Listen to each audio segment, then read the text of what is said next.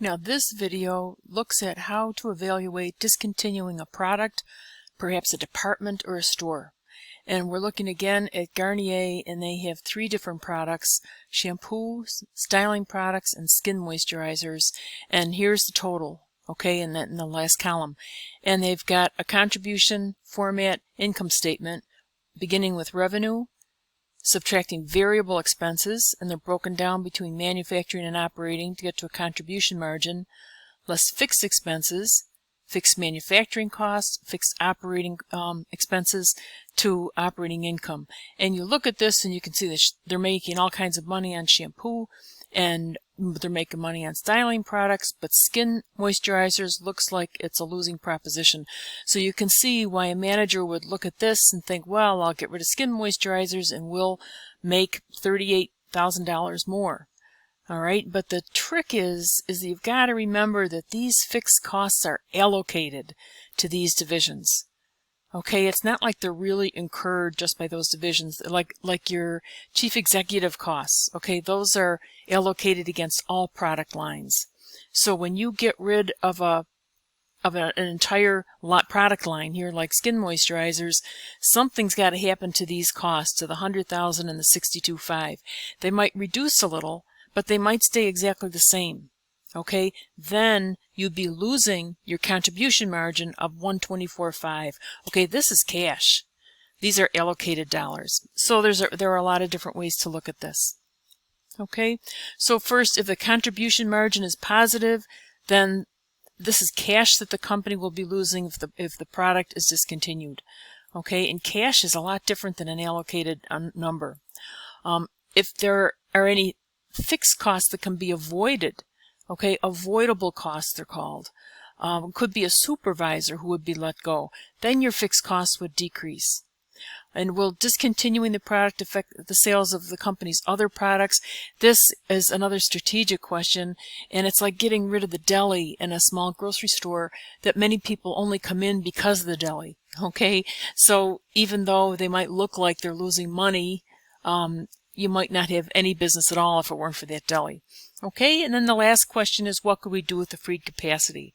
If we could release it out, then that would be income that would be coming in, and that would also be part of the analysis.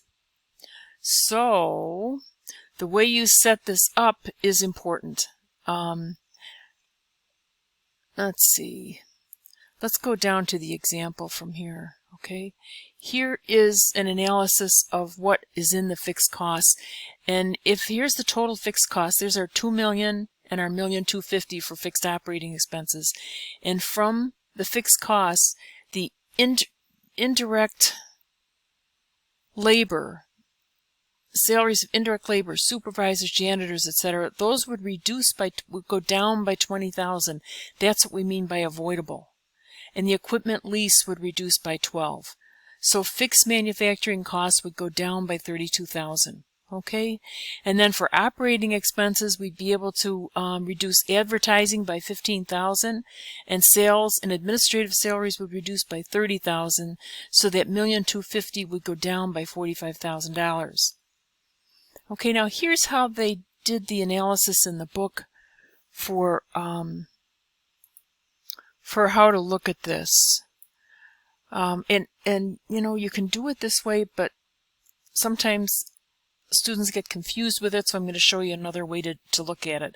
But here's our lost contribution margin. If we get rid of the skin moisturizer product line, we're going to lose $124,500 of contribution margin.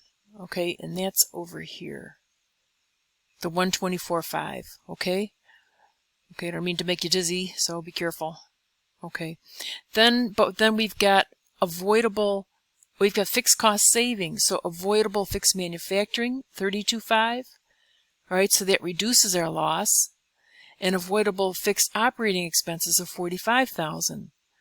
So how much income would be lost if the moisturizers were discontinued? $47,500. Okay, now you've got, you know, income and expenses going in 2 directions here, and I think that might be where people get confused. So here's another way to look at this. This is more simplistic, and it might be a little bit not babyish, but or more nuts and boltsy. Think of it like that. But here are my current numbers. Okay, I've got revenue. There's my total variable manufacturing costs, variable operating expense, and there are the fixed costs. So my operating income was 2024. What would it be if we got rid of the skin moisturizers? Well, projected income goes down to $9.5 million. Here are variable manufacturing decreases. Variable operating expense also decreases. Okay, and then our fixed manufacturing overhead, that went down by these numbers, okay, by 32,000, the avoidable costs, and fixed operating expense went down by 45,000 to $1.2 million. So my projected income would be 1977. So the difference then is 47.5. Okay, a decrease in operating income of 47,500. Okay, which is the same answer that we got above. Now you can decide which one to do, whichever one you like best, but the other reason why I like this is that it might say, what is the new projected income? Okay, or it might say, what is the difference in income? So if you do it this way, then you can see all the answers in one dependable sheet. Okay? All right. And I think the last couple things are common fixed costs. Okay, common fixed costs you have to be careful of, and we'll see some of these in the assignments. Okay.